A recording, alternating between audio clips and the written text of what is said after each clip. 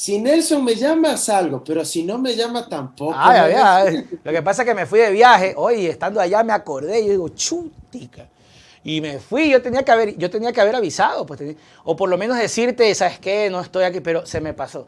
Yo dije, bueno, ya No, pero ahora. tranquilo, ñaño, tranquilo que yo también estaba con algunas cuestiones. Más bien, mil disculpas a la gente por no habernos conectado la semana Sí, pasada. estuvimos, yo estuve por fuera, tú estuviste ocupado, pero bueno, lo importante es que seguimos dialogando. Y ahora, Mauro, con más cosas relacionadas con la política, con la realidad nacional y con la coyuntura. Yo quiero conversar contigo precisamente sobre lo que se está viviendo ahora. ¿Sientes, Mauro, que lo que mencionó el presidente en su mensaje a la nación cuando dijo, yo voy a asumir la, no me acuerdo las palabras exactas, pero como que dijo, yo voy a asumir la dirección del tema de la seguridad? Y uno dijo, qué bacán, ¿no? Chévere. ¿Tú crees que se ha cumplido? Porque, oye, yo dijo eso y se mandó a guardar. A ver, yo creo que hay que tener claridad en algo que es indiscutible, ¿no? El presidente no tiene un diagnóstico real de la situación. Y si no tiene un diagnóstico real de la situación, es como cuando tú vas al médico y pretendes que el doctor te recete o te intervenga quirúrgicamente sin ni siquiera haberte hecho un examen previo, sin ni siquiera haberte hecho una radiografía. Un médico responsable que conoce de su materia, que conoce de su especialidad, lo primero que te va a decir es, dígame qué síntomas tiene. Claro. A partir de eso va a lanzar una hipótesis, pero no la va a dar por hecho.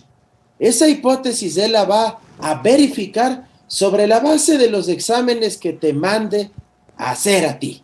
Y una vez que tú regreses con los exámenes, ahí te va a decir, ah, sí, la hipótesis que yo tenía era verdad.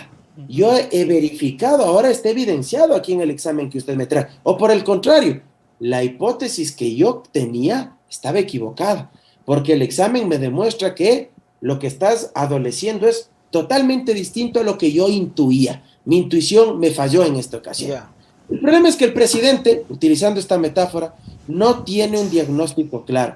Y sin diagnóstico no se puede diseñar un plan de acción. Oye, pero qué Porque grave, ¿ah? Porque es la tercera empiezas, matanza.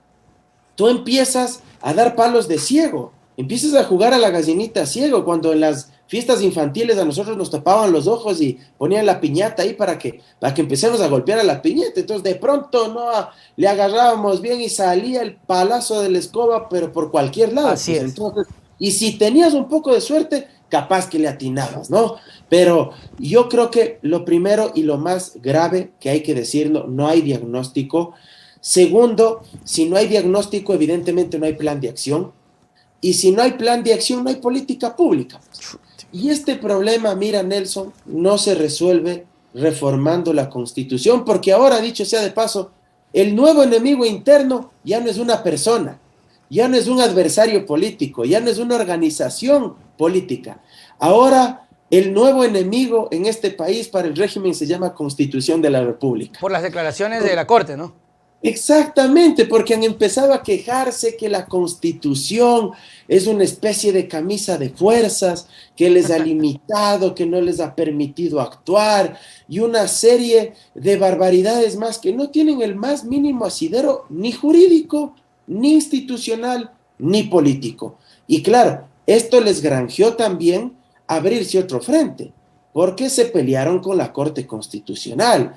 Ya venía una relación bastante tensa con la Asamblea, no les fue suficiente, ahora buscaron endosarle la responsabilidad a otro órgano público, en este caso a la Corte. Y me parece que la Corte actuó de buena manera porque inmediatamente le respondió.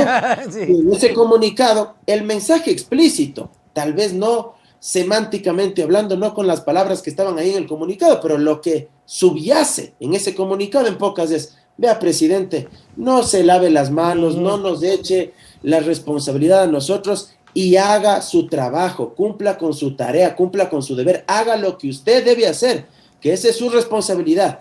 Y mira, otro elemento más que a mí me parece preocupante, cierro con esta idea inicial, no tiene equipo, no Ah, tiene eso es gente. totalmente. La política y la gestión Gente. pública implica un elemento fundamental, acción colectiva. Y si tú no tienes gente capacitada, cuadros formados, gente que conozcan de administración pública, que en este caso tengan una especialidad muy importante, muy específica, que sepa de política criminal, que sepa de derechos humanos, que sepa de rehabilitación social. Si tú no tienes ese tipo de cuadros, vas a terminar haciendo lo que de hecho ha cometido el presidente, que es ponerle en un momento al coronel Cobo, después sacarlo, enviarlo al centro de inteligencia. Existe otra masacre, vente de acá de nuevo, y como no tengo más que ahora regresa acá, te cargo tú. O sea, como si fuese una especie de pelota de ping-pong, la SNAI, ¿no? Va, viene, y eso genera inestabilidad. Mira, ese es el mejor reflejo de que no tienen diagnóstico, de que no tienen plan de acción, no hay política pública y de que no tienen gente. Claro, Esa ¿no? es la designación de él. Totalmente de acuerdo, totalmente. De hecho, incluso lo decíamos nosotros en un noticiero, ahora que hablábamos y presentábamos los programas, que básicamente eso, ¿no? Que es la prueba más clara de que el presidente no sabe qué hacer. Y encima el tema de Cobo es encargado, o sea, ni siquiera es que ya va a quedarse en el SNAI, estuvo en el tema esto de la inteligencia, pero incluso el puesto de inteligencia le quedó bastante corto, porque asumo yo que la inteligencia es para este tipo de cosas, para saber que ya se iba a dar un nuevo atentado, porque en la semana ya habían pues señas, Mauro, que ya se murió uno, que me habían matado a otro, había un video que se había viralizado, gente que había dicho vienen por nosotros. Oye, 7 horas, si no me equivoco, 7 horas, porque no es que los manes van y rompen una pared pues rapidito, o sea, 7 horas y ya las alarmas estuvieron prendidas y el presidente de la República estuvo en una fiesta con todas las autoridades, incluso el gobernador del Guayas, en esta fiesta que hubo de los Marines, y yo escuchaba a un analista de comunicación que decía que uno de los primeros errores fue ese, ¿no? Porque al momento que se entera el gobierno que había una crisis, tenía que decir permiso, me voy. Y tenía que acampar en el ECU 911 y empezar a despachar. Yo lo decía de una manera burda, sentarse y decir, bueno, aquí sacamos soluciones. Oye, Mauro, pero no vemos eso. Y preocupa con las últimas revelaciones del secuestro de la hija de Fito. Mira, yo creo que no solo es un error en términos comunicacionales y de manejo de crisis, creo que es un horror en términos de sensibilidad y de empatía humana. ¿Por qué? Porque se supone que el primer mandatario es el máximo representante, es la primera autoridad de este país. Y si llegó a ese cargo es porque le importa la gente que lo eligió, que confió en él, que depositó su voto de confianza en las urnas para que llegue al cargo que hoy ocupa. Se sobreentendería que él tiene un mínimo grado de compromiso, de sensibilidad con los ciudadanos y ciudadanas. Y cuando hablo de ciudadanos no me refiero únicamente a los que en buena hora estamos libres, ¿sí? Que no hemos cometido ninguna infracción y que podemos ejercer todos nuestros derechos. También es el presidente de los PPLs, aunque no le guste. Claro. También es el presidente de los privados de libertad. Me parece inaudito, que tienen información que empieza la masacre, empiezan a transmitir en vivo, a través de las redes sociales, del YouTube, internos de la propia penitenciaría, clamando por ayuda. Y el señor seguía en la cena, tomando champán, comiendo langosta, caviar, no sé qué estarían comiendo. Porque, Mauro, no se puede creer que no se enteró, ¿no? Festejando el aniversario de los marines norteamericanos, o sea, no sé, pues, serán patriotas de acá, de nuestro país, no sé.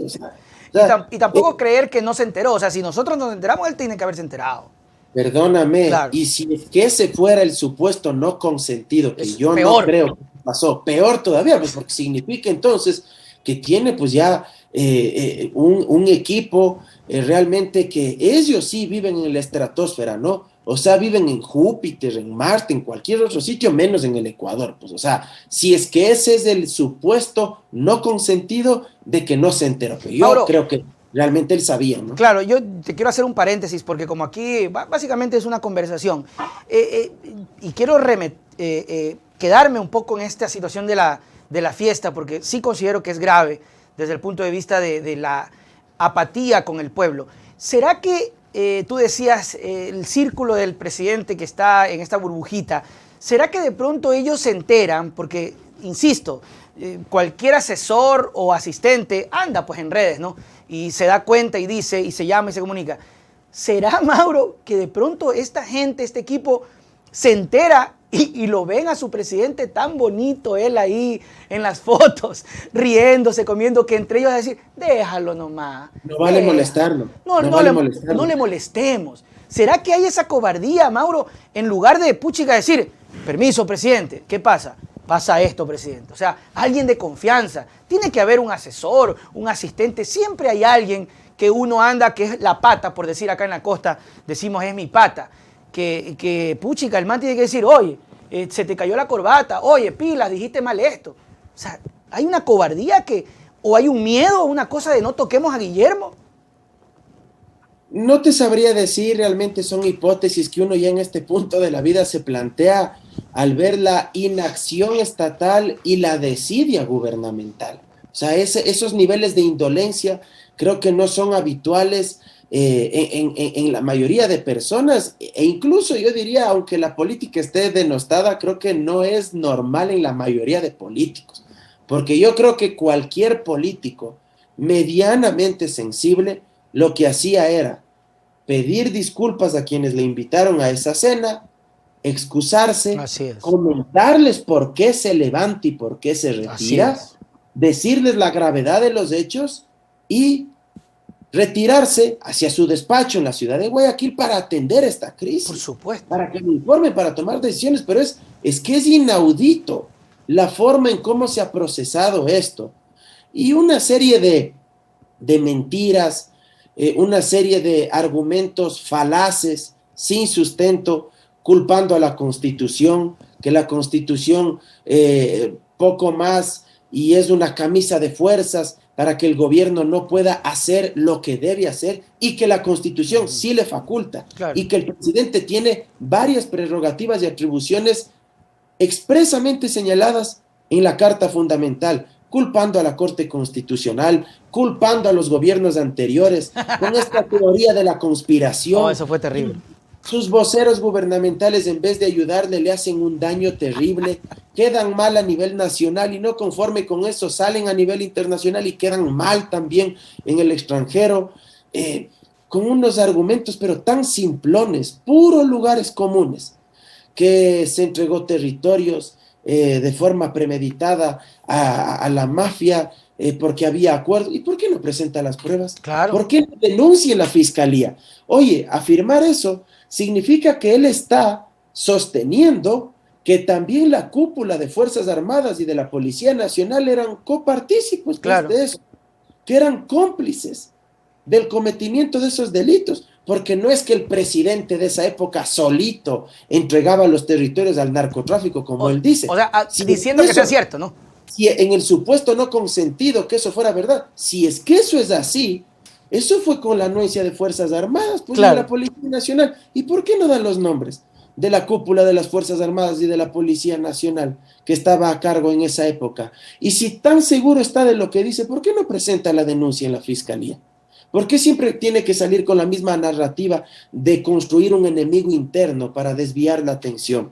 Y créeme, no se dan cuenta que eso, para alcanzar a terminar el gobierno, a Moreno le sirvió 4 años, pero para alcanzar a terminar... Claro, yo decía, los 2 últimos años. Aruñando, sí, o sea, pero así con las últimas. ¿En serio piensan que eso les va a servir por 4 años más? O sea, vamos, o sea, y háganse cargo. O sea, hubo un electorado, el 52% de ecuatorianos que lo eligieron democráticamente en las urnas y que lo eligieron para que él resuelva problemas. No para que se esté quejando en los medios de comunicación sobre lo que hizo malo, sobre lo que dejó de hacer el gobierno pasado o los gobiernos anteriores. Lo eligieron para que él responda, para que él resuelva los problemas. Un político es un gestor y al mismo tiempo es alguien que ejecuta, un ejecutor. Y eso tiene que ser él. Para eso se lo eligió, no para que se esté quejando. Yo digo, incluso yo sostengo que a la final podría concedérsele, ¿no? El hecho de que el señor Lasso o su equipo le echen la culpa a su antecesor. Oye, pero yo sostuviera eso si es que resolviera, ¿no? Hasta para quedar bien. Es decir, rápido tomo acciones, libero a los que tienen menos peligrosidad, hago algo y luego digo, vea, lo que me tocó a mí corregir, pero bueno, ya está. Estamos trabajando, hasta para que la gente diga, oye, la plena, no, qué bestia, pero qué chévere que toman acciones. Chamauro, nada. Mira, la masacre fue el viernes. Así es. 7 de la noche empezó todo. Lunes en la noche recién sale a dar la cara. Lunes en la noche. Qué bestia. Qué bestia. Sea, luego que hubo más de 68 muertos. Más porque hablan de pedazos. O sea, todavía ni se reconoce. Lunes en la noche. ¿Y yo qué esperaba? Y te lo digo con sinceridad. ¿Será que a veces uno todavía tiene un ápice de esperanza? ¿No? Claro, porque finalmente si le va bien a él, nos va bien a todos, pues, o sea, le va bien al país. Yo creía que en su alocución nacional, él iba a comentarnos qué políticas públicas iba a ejecutar, ¿sí? ¿Qué acciones concretas? Y en la práctica, lo único que ofreció fue enviar un proyecto de ley a la Asamblea para tipificar un delito penal que primero no es delito, eso lo han dicho mis colegas penalistas, yo no soy experto en derecho penal, pero varios de mis colegas penalistas me han dicho, lo que el presidente propone, primero no es delito, segundo, lo que está proponiendo es una modalidad de participación que ya existe en el Código Orgánico Integral Penal. O sea, el presidente totalmente perdido, incluso en esa propuesta en materia legislativa. Pero asumamos por un momento que lo que proponía no existía en el Código Orgánico Integral Penal.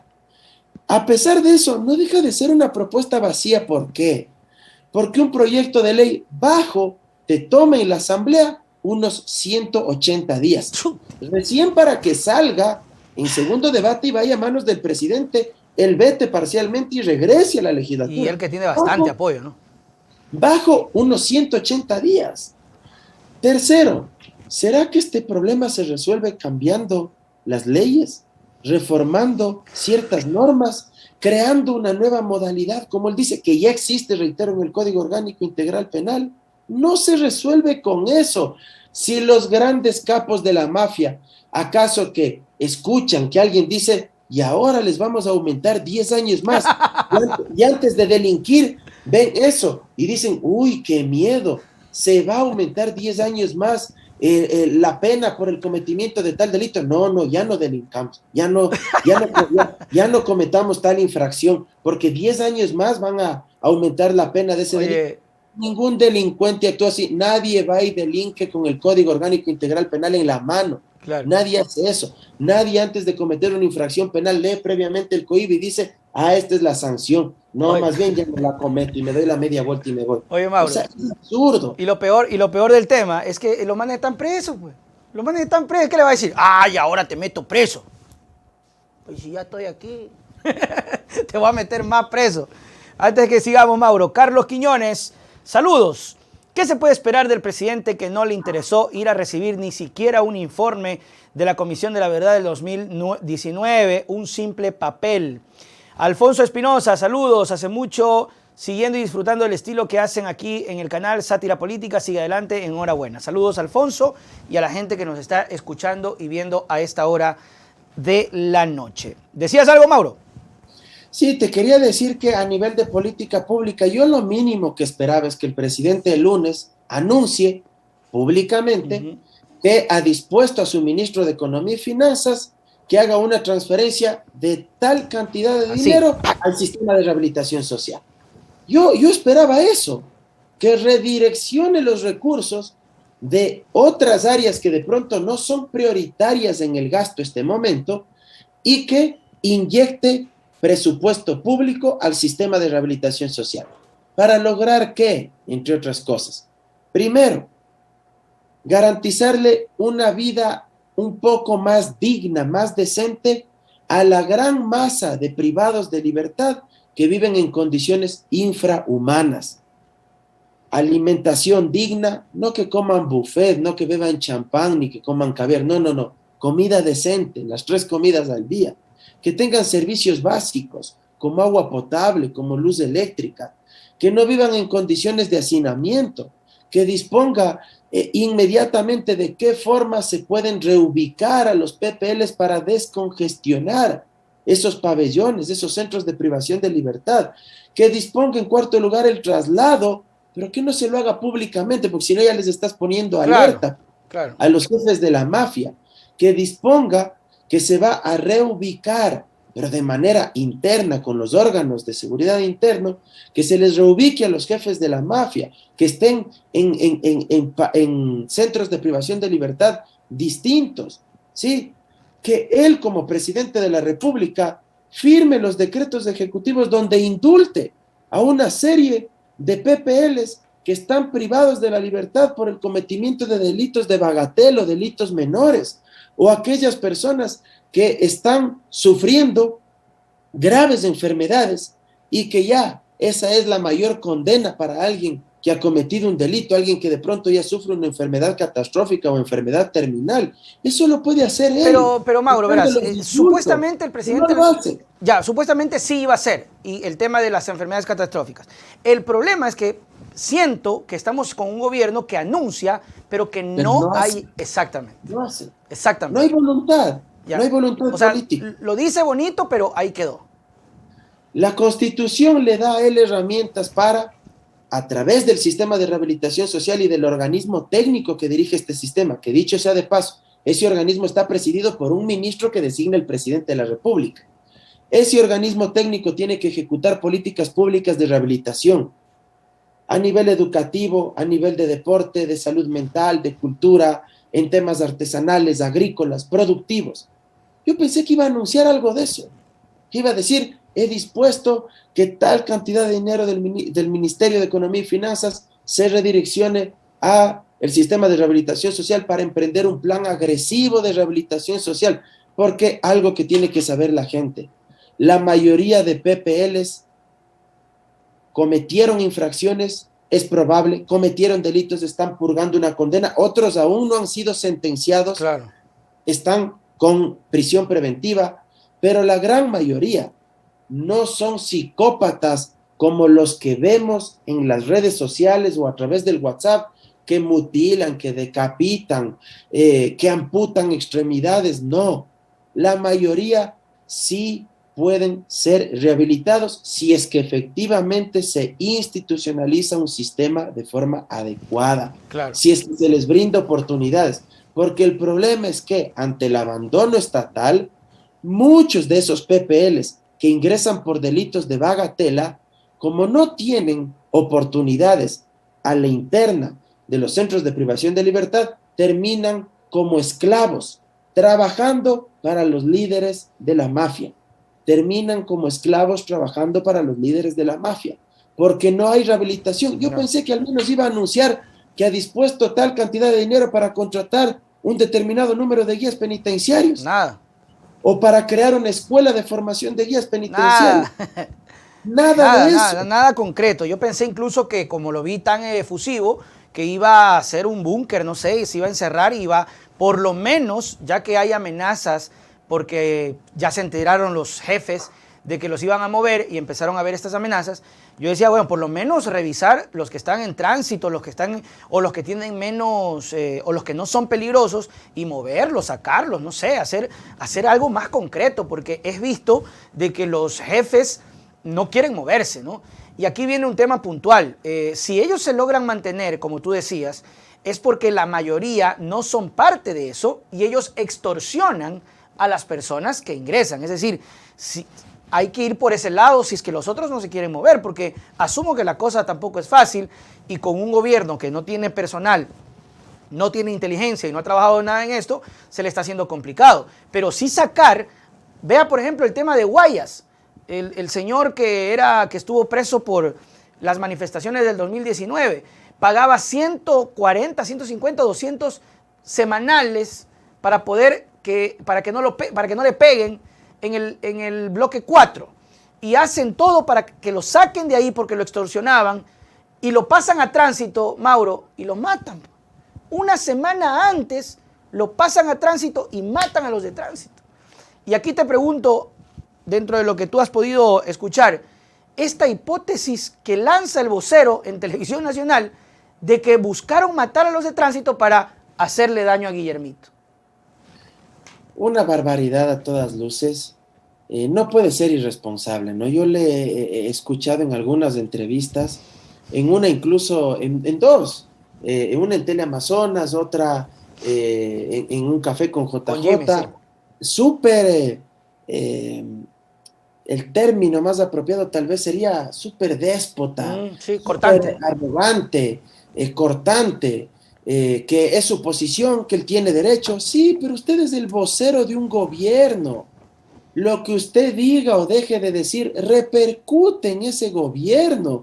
Si usted quiere ser libre de decir lo que le dé la gana, y si es que usted quiere darse el gusto de afirmar barbaridades, aunque no tenga ninguna evidencia ni ninguna prueba para poder demostrarlo, entonces no se haga vocero. Claro, renuncia. Siga siendo un ciudadano común y corriente como nosotros, que nos reunimos a conversar y que libremente podemos expresar lo que queramos. Así es. Pero si uno de nosotros acepta ser vocero de un régimen, uno tiene que ser absolutamente prudente en lo que dice y muy cuidadoso en lo que calla, ¿sí? Y él no entiende eso, o sea, él piensa que no es vocero de ningún gobierno, él se manda por sí solo, o sea, no puede hacer ese tipo de afirmaciones. Fíjate tú cómo le fue en esa entrevista con el periodista de CNN, con Claro. Fernando del Rincón. O sea, créeme que no queda mal él, quedamos mal como país. Y ya son varios los que han pasado como cuchimbolos ahí en ese canal a nivel internacional. O sea, quedamos mal como país. O sea, no se puede hablar sobre supuestos, sobre algo que intuye el Señor, porque además eso polariza más a la sociedad. Quieren construir un enemigo interno, quieren construir un responsable para justificarse de sus errores, de su ineptitud. Y yo creo que muchos han leído ese libro, La culpa es de la vaca, de verdad.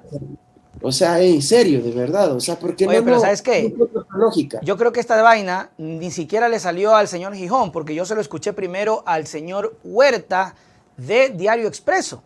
Él, primerito, cuando empieza la entrevista en Teleamazonas y Huerta empieza a hablar, él dice que él cree que esto está pasando como medio de comunicación, porque lo presentaron como, creo que es vicepresidente de Diario Expreso, bueno, no sé, pero Huerta. Y luego llega Gijón y Gijón reafirma el tema. Estos manes están conectados. Luego salió Cobo, está conectado. No se lo he escuchado todavía a Guillermo, pero puta, lo están haciendo pedazos. Yo de presidente le jalo la oreja y lo voto, pues. Pero mira, lo de Fausto Cobo también es inaudito, ¿no? Yo creo que en estos momentos de crisis se necesita absoluta seriedad, rigurosidad en lo que se dice y en lo que se hace, porque todo comunica. Todo comunica. Así es. ¿A quién se le ocurre salir subido ahí? No sé, que era un tractor, no sé qué era, pero ¿qué están jugando? Están jugando al constructor, está jugando a guerritas, o sea, perdóname, no estamos para eso, pues, o sea, créeme que hay momentos, yo no sé si lo hacen con toda mala intención, yo no sé si no magnifican la situación, digo, a veces la soberbia del poder también envanece a muchas personas, ¿no? Están embriagados, piensan que siguen en el 11 de abril, el 11 de abril fue, ¿no? La segunda vuelta. Sí. Ya, creo que piensan que siguen en la noche del 11 de abril, entonces están embriagados, extasiados en ese momento, o sea, ya gobiernen, ya es el momento de hacer las cosas, no busquen culpables, o sea, hagan las cosas, el pueblo les eligió para resolver problemas, no para culpar a los ex. Yo me acuerdo, yo de hecho incluso en forma de broma antes de empezar le decía al presidente, hablando como que yo le hablo al presidente, le decía, vea presidente, si de pronto le hace feliz, ¿no? Porque parece que necesitan eso, ya, yo le voy a complacer. Sí, la culpa es de Correa, ahora solucione. Efectivamente, o sea, mira, Otro tema que podría hacerlo y que no lo hace por el dogma ideológico que tienen, por ser fundamentalistas. Esta cuestión del Estado mínimo, que no hay que tener más burocracia. ¿Por qué no desconcentra las competencias que hoy están en una sola mano, en el Ministerio de Gobierno? Está ahí la política, es decir, el manejo, la coordinación, la articulación política con otras funciones del Estado, principalmente con la legislatura, con la asamblea. Ahí en ese mismo ministerio tienen la responsabilidad de la seguridad ciudadana, tienen a su cargo el manejo, la dirección de la Policía Nacional, y aunque la ministra ya ha dicho que no está bajo su responsabilidad, pero ese ministerio también coordina acciones relacionadas con el tema de rehabilitación social, porque el Ministerio de Justicia, Derechos Humanos y Cultos, que tenía esto a su cargo, fue suprimido en su momento y pasó a cargo del Ministerio de Gobierno. 3 grandes competencias en una sola mano, en una sola persona. Ni con la política se alcanza. No, no puede. Peor se van a alcanzar con las otras 2 cuestiones. Déjenle a ese ministerio solo que coordine seguridad ciudadana. Desconcentren la parte política en otra cartera de Estado y desconcentren el tema del Ministerio de Justicia y Derechos Humanos para que se haga cargo, o regresenle a la vida a ese ministerio más bien, para que se haga cargo del sistema de rehabilitación social, pero no lo hacen. Y eso es competencia del presidente, eso está señalado en la Constitución. Él es el representante de la función ejecutiva y él dirige y ejecuta las políticas públicas nacionales, pero no lo hace. Sin embargo, la culpa es de la Constitución. La culpa es de 444 artículos que hayamos tenido más de 68 muertos el último viernes en la penitenciaria. Terrible, terrible y más que todo doloroso por la desidia, por la apatía. Yo decía, ni siquiera se pega una vueltita para ver la realidad de los familiares. Un vocero que no sabe qué decirle cuando le preguntan sobre las listas, no hay un protocolo. Se le preguntaba a la señora de Derechos Humanos sobre el protocolo y ya están trabajando, y ya están viendo cómo hacen el tema del ¿cómo se llama? Levantamiento de datos. O sea, han pasado 3 masacres, porque recuerdo tanto que hubo 20 muertos, luego 120 creo, 150 y ahora luego... 119 fueron, me 119 parece, más o menos, sí. 119. Y ahora 60 y pico, o sea, ya ni siquiera, ya estamos contando en números, o sea, la situación es completamente grave. Vemos un presidente que está motivando a los microempresarios, a los emprendedores que vengan, que está muy bien, pero con un país inseguro, Mauro. Ahora mismo hay amenazas de muertes en las calles y eso tiene que resolverse. ¿Cómo podemos nosotros tener esta ambigüedad de creer que venga inversión a un país que no te brinda la seguridad? Voy a citarle a un experto en materia penal, en criminología, mi buen amigo Jorge Paladines, que es profesor en la Universidad Central y está haciendo su doctorado en Alemania, en una universidad allá. Él decía algo que me parecía súper preocupante, ¿no? Y que a uno realmente le estremece, le eriza la piel. Él decía en una entrevista que el peligro que corremos como sociedad y que muchos no se dan cuenta, porque algunos muy sueltos de huesos, ¿no? Los más ultra conservadores y que entre comillas defienden la vida, pero al mismo tiempo dicen, ya que se maten, entre ellos mismos que se exterminen y con eso se limpia la sociedad, ¿no? Fíjate tú las contradicciones de esta gente. Pero lo que no se dan cuenta es que los enfrentamientos, estas masacres a la interna de los centros de privación de libertad, después se extrapolan a las calles, después se extrapolan hacia el espacio público, donde estás tú, donde estoy yo, donde están caminando quienes nos están mirando, escuchando con sus familias. ¿Por qué? Porque la lógica ya de estas bandas del crimen organizado es provocar el terror, es provocar el miedo, es desbordar las capacidades institucionales del Estado para demostrar que ellos tienen más poder, incluso que los propios aparatos represivos del Estado, llámese Policía Nacional, llámese Fuerzas Armadas. Es decir, doblarle, quebrarle al Estado. Entonces, claro, el problema es que si esto no se para a tiempo, se extrapola hacia afuera. Y a mí me asusta muchísimo esta noticia que se difundió de que el hijo de uno de los líderes, la hija de uno de los líderes de una de estas bandas, habría sido secuestrada. O sea, ¿a dónde vamos a parar con esto? Por supuesto, no es un tema fácil, aquí también debo reconocer esto, lo que criticamos no es porque nosotros pensamos que esto se resuelva de la noche a la mañana o sea algo sencillo, sin duda no es un tema fácil, pero al menos las cosas que pueden ayudar a mitigar el problema no se las hacen. Así es. Otra cuestión, mira, que yo pensé que al menos la iba a decir, pero no la dijo. Para culpar a la Corte Constitucional sí se mandó sus tweets, ¿no? Le llamo la atención, decía la Corte Constitucional, como que fuera papá. Después como se arrepintió, después como le dio miedo, creo. Como que fuera papá de los jueces, les llamo la atención. ¿Y por qué no le llama pues la atención a la Fiscalía? Por presionar a cada rato a los jueces, pidiendo ante cualquier delito prisión preventiva, como si fuera cualquier servilleta que se puede firmar o que se puede dictar. Un uso indiscriminado de prisión preventiva. ¿Y por qué no hace un mea culpa el presidente y se sensibiliza que gran parte de los asesinados, de los masacrados del viernes pasado, fueron personas que no tenían todavía sentencia condenatoria infirme, sino que eran personas que estaban privadas de la libertad por consecuencia de la prisión preventiva, un uso abusivo de la prisión preventiva? ¿Por qué no planteó eso el lunes? ¿Por qué no dijo hago un llamado cordial? No que le exija, porque no puede hacer eso. Fiscalía es un órgano autónomo, bueno, al menos entre comillas, sí, ¿no?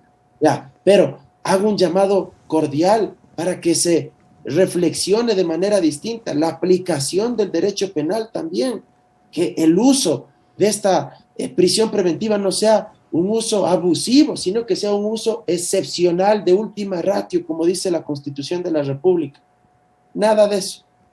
Y eso es lo que a uno le preocupa.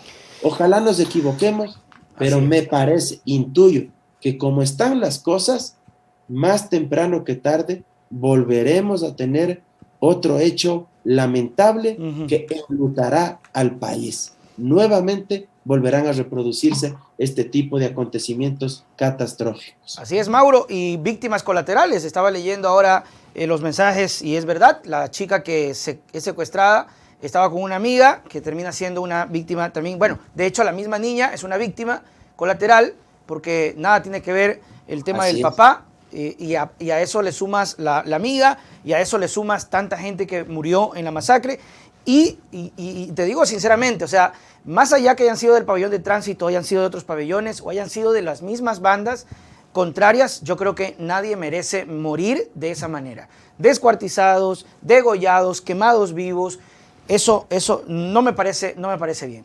Ojalá y que se sensibilice, ojalá y que lo tomen en serio, porque a mí me daba más escalofríos escuchar al ministro de Defensa, el señor Hernández, decir que esto es un juego psicológico, que están ahí nomás como que si esto andan diciendo es porque están preocupados, pero no hay que pararles mucha bola. Eso me dio más miedo que las otras situaciones. Mauro, nos despedimos, tus palabras.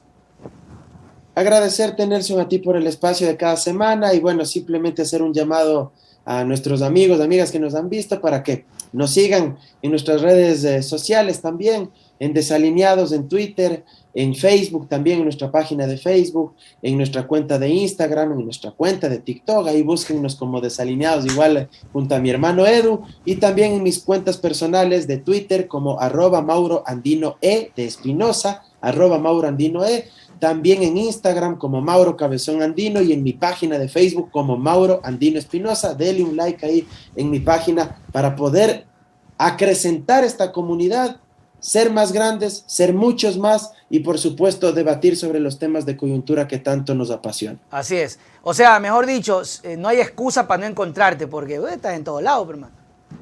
Hay que tratar de aprovechar las redes sociales, pero para lo bueno, para lo positivo, no para lo malo. Muy bien, nos vemos la próxima semana, Mauro. Chau, chau. Gracias enorme, amigo.